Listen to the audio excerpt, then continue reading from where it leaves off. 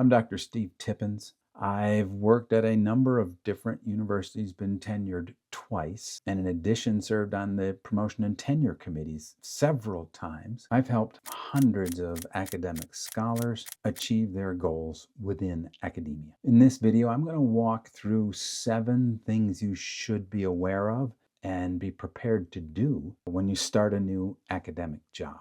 The first thing I want to talk about is prior to the job and during negotiations. You want to negotiate for as much as possible when you start your job.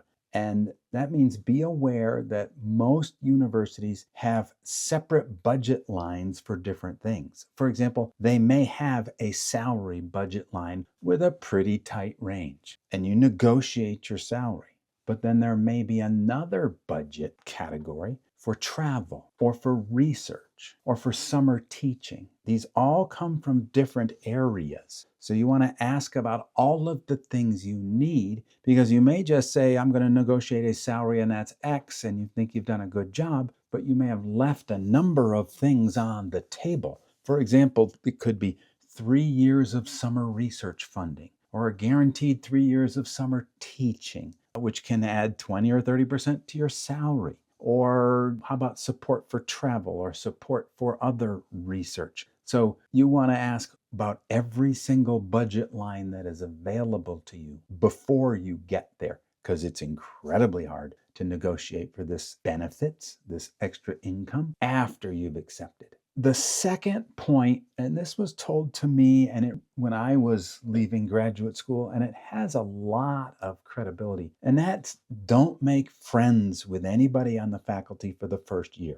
Now, I'm not saying just hide or, be brusque with everybody, but don't get yourself tied in with anybody or any group of faculty until you understand the lay of the land.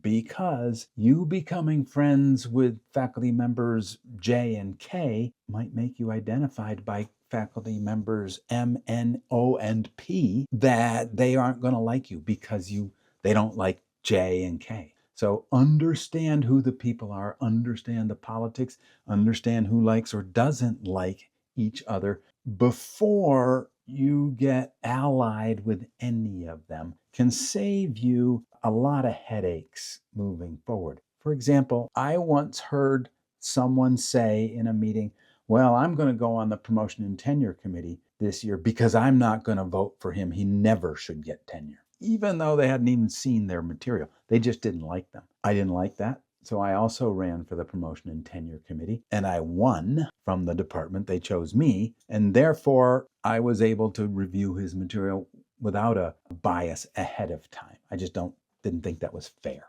Third, plan on being overwhelmed. It's all new. Like, where do I park? Where do I get a key? Where do I go to get an ID? Oh, who knows how I get this? My office isn't set up. Where do I get my laptop? Or what laptop do I get? When will it show up? All of those things. When is health insurance going to start? When is the first paycheck? For example, the first job I took, I showed up in mid-August. They told me I was paid monthly, which was great. I assumed I was going to get paid September 1st. No, it was a month delay. So my first paycheck wasn't until October 1st. Think of coming out of graduate school, being a graduate assistant with very little income, having to move, rent a new apartment, show up and not being paid for 6 weeks. The last couple of weeks were pretty full of peanut butter. So, understand things like that. The fourth point I want to make is there are going to be places and people on campus that are willing to provide support. Find out who they are, take advantage of it.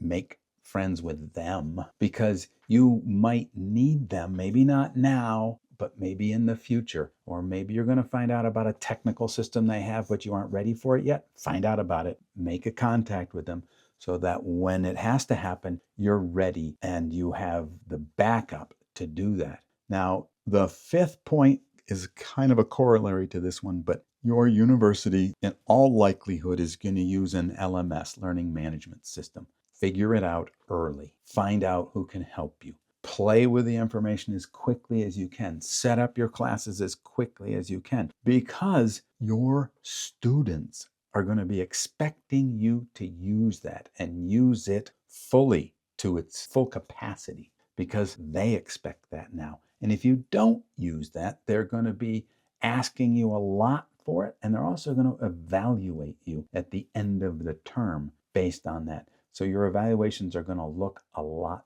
better if you spend the time at the beginning to use it. And if they use the same LMS that you used in your graduate institution, great, but still look at it, see if it's used exactly the same way.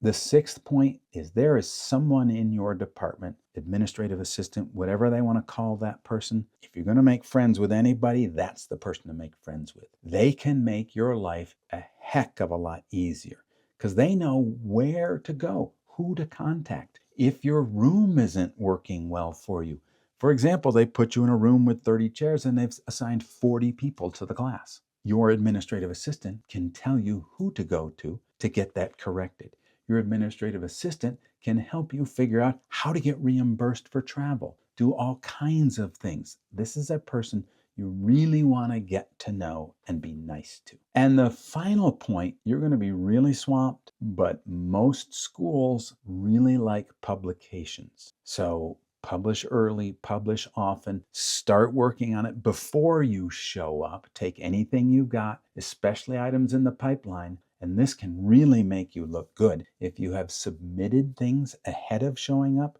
you can change your university designation on your submission to your new university, and you can show up with either material in the pipeline and/or, I just got an article or two accepted. Department chairs, deans, administrators love things like that. Finally, read everything. Understand everything so that you can get the most out of what your institution is making available to you. And if there's any way we can help along the way on this journey, just click the link below and join our free Scholar Career Network. And good luck.